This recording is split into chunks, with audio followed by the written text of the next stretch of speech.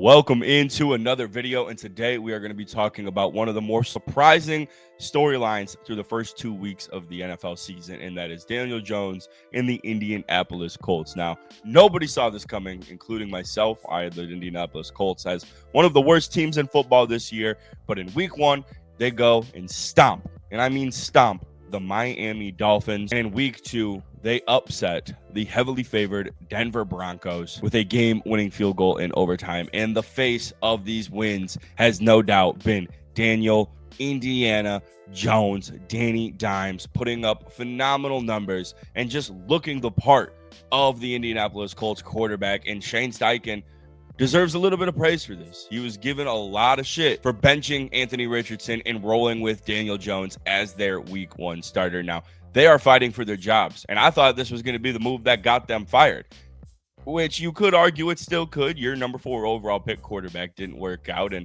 there could be some calls for Ballard's head because of that. Regardless of all of this, though, through the first 2 weeks of the season, that's the least of the Colts' worries. Right now, they're focused on winning ball games, and they're 2-0.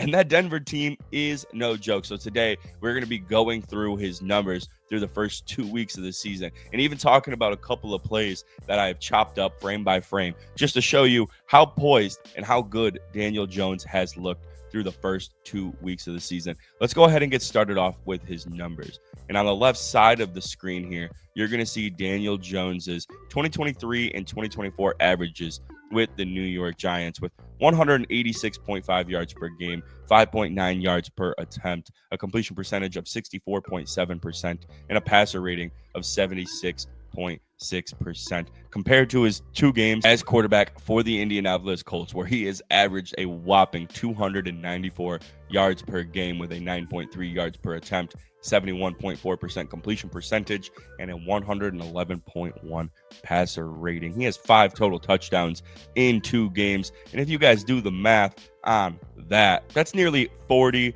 total touchdowns throughout the course of the season. That actually might be 40 plus total touchdowns throughout the course of the season. Now, granted, 294 yards per game is going to be very hard. Just those numbers in general on the right side of the screen are going to be very hard to consistently do throughout the course of the season. But Daniel Jones is looking the part, and his numbers match that. Now let's talk about his play a little bit. I have a play against the Miami Dolphins in week 1, and I have a play against the Denver Broncos in week 2, just to show you how much better he looks. And when I mean that, I'm talking throwing with anticipation, looking off defenders, pocket presence, going through his reads. He is looking the part. Now, it's year 6. It's year 6 for Dimes, so we should be expecting him to do these things. But compared to what we've seen in New York, he already looks so much better through the first 2 games. And let's go ahead and bring up this first play. We're going frame by frame here. Not frame by frame, but I have a couple of cut-ups. So we're going to start off with this one right here. Daniel Jones in this play just hitting the back end of his drop, and he's looking down Tyler Warren right now, and he's got his eyes on this safety at the top of the screen here. He's got his eyes on Tyler Warren. Let's go ahead and immediately cut to the next frame, and boom. Safety opens up his hips to the inside of the field because he sees Tyler Warren kind of getting behind the backer there, and Dimes is immediately off of Warren, knowing that he has the right side of the field, that deep third, just in no man's land. And he's already gearing up into his release. Look at this. And look at where Michael Pittman is. Michael Pittman is at the 22 fucking yard line right there. Let's go ahead and move into the next frame here. And I mean, he's damn near got the ball out at this point. I mean, that is just no man's land. The safety is now stuck. Pittman, once again, at the 21-yard line, just facing the sideline. This is the anticipation I'm talking about. He knows where Michael Pittman is going to be, and he's going to put a ball on him. Let's go ahead and look at it from the end zone angle here. Boom. You see the eyes looking down Tyler Warren, reading that safety. You can barely see the safety in the top right corner, but you can see his legs. And when I cut to this next frame, I mean, we're talking about a half a second here. Boom, off of it. Sees the safety, opened up his hips to the inside of the field, and he knows that he's going to hit Michael Pittman in stride in that deep third. And let's go ahead and look at it. This is where that ball lands. This is where he hits Michael Pittman. Now let's go back to the third frame there. This is where he's releasing the ball. Michael Pittman's at the 21-yard line. This ball lands at the 9-yard line in stride, throwing with anticipation. And I just had to circle the safety again because Buddy is in no man's land. Buddy is frozen. He has not moved in second. Daniel Jones read his ass like a book. And that's not the only play here, folks.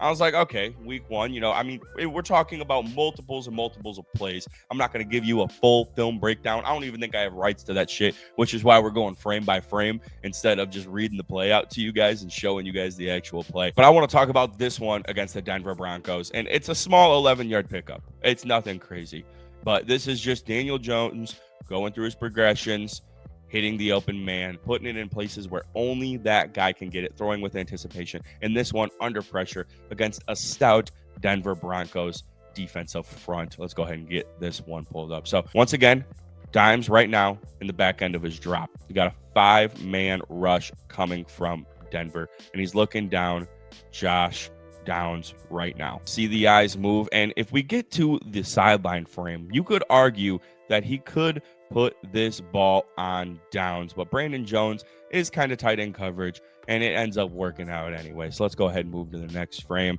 He stares down Downs, boom, makes his way to the middle of the field. Linebacker is shifted over to the right a little bit, and now Dimes with pressure in his face. I got Zach Allen circled there because he just beats the interior right there. Dimes has got to make some moves here very quickly. Let's go ahead and move on to this third frame. And when I get you guys the sideline angle, you're just going to see how much better this looks. But I wanted to just show you real quick how quickly he is moving. Boom, boom. We're talking about under half a second there, maybe a full second, and he is already on to the next one. And look at this is where Alec Pierce is right now. Dimes is in his release, and look at where this ball lands. And now, if you look at it this way, he is lined up square with Alec Pierce right now. This is all arm angle. He doesn't shift at all. Does not shift at all, and he gets cracked. Green circle down here in the bottom. This is where Pierce catches the ball. Dimes gets hit, throws the ball. All arm angle there. All arm angle. Let's look at it from the sideline angle here. Once again, boom. Back end of his drop.